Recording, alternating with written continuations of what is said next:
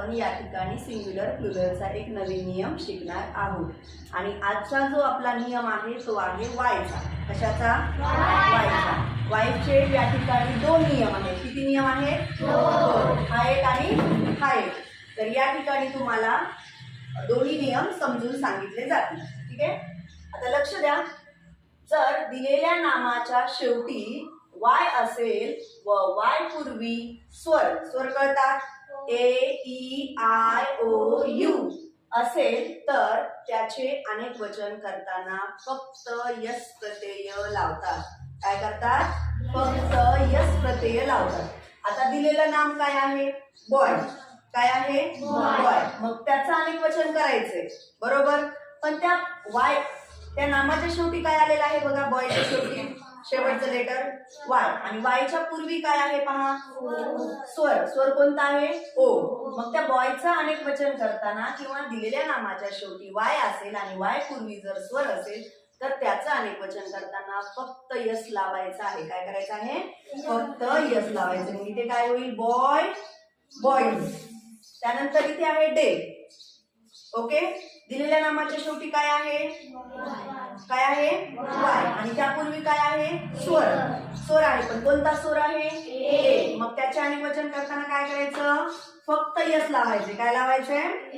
फक्त यस लावायचे। मग डेचं अनेक वचन काय झालं? डे। त्यानंतर आहे डॉन्की। नामाच्या शेवटी वाय आले। वायच्या अगोदर कोणता स्वर आलेला आहे? ई। मग काय करायचं? DONKEYS फक्त यस लावायचं। नामाच्या शेवटी वायच्या अगोदर स्वर ओ। या ठिकाणी काय करायचं? फक्त यस लावायचं। एसे नामाच्या शेवटी वायच्या पूर्वी ए हा स्वर आलेला आहे। ओके, एसेज। त्यानंतर आहे की। कीचं अनेक वचन काय होईल मग? कीज। जर्नीचं अनेक वचन जर्नीज। ओके, त्यानंतर मंकी, मंकीज। समजला हा रूल? आता वायचाच पण दुसरा रूल आहे, थोडंसं लक्ष द्या। वायचाच पण दुसरा रूल आहे, आपण खूप कन्फ्यूज होतो याच्यामध्ये। आता बघा, दिलेल्या नामाच्या शेवटी वाय असेल व वाय पूर्वी व्यंजन कळतात तुम्हाला? ए ई आय ओ यू सोडून बाकीचे सर्व काय असतात? व्यंजन असतात। मग दिलेल्या नामाच्या शेवटी वाय असेल आणि वायच्या पूर्वी जर व्यंजन असेल, बी हा स्वर आहे का? नाही। काय आहे? व्यंजन। मग वायच्या पूर्वी जर व्यंजन असेल तर त्या ठिकाणी त्याचं अनेक वचन करताना यस लावत नाही। यस लावतात का? नाही। तर काय करतात? वाय काढून काय घ्यायचं आपल्याला?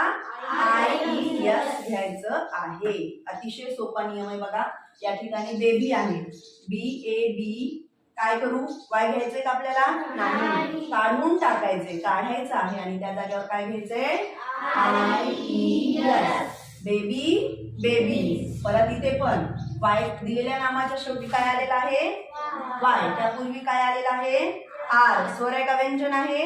व्यंजन। मग या ठिकाणी वाय काढावं लागेल आपल्याला, आहे की नाही? Stories, IES। बॉडी, वायच्या अगोदर काय आलेलं आहे? व्यंजन। कोणतं व्यंजन आलेलं आहे?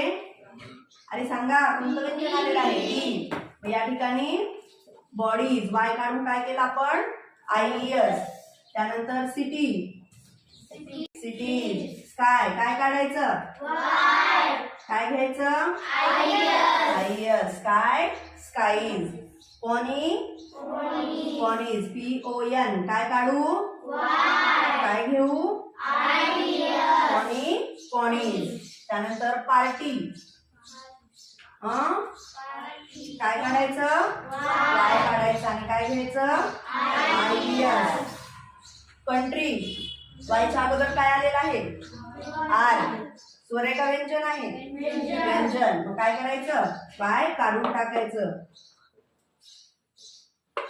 कंट्रीज। त्यानंतर हॉबी, हॉबीज अनेक वचन हॉबीज। वाय काढून IES। Fly, flies. त्यानंतर लेडी, लेडीज। LAD IES. तर अशा पद्धतीनं तुम्हाला वायचे या ठिकाणी काय करायचं आहे, 2 नियम लक्षातच ठेवायचे आहेत. कोणते 2 नियम आहेत? एक स्वराचा नियम आणि एक व्यंजनाचा नियम. राहील लक्षात सर्वांच्या? ओके.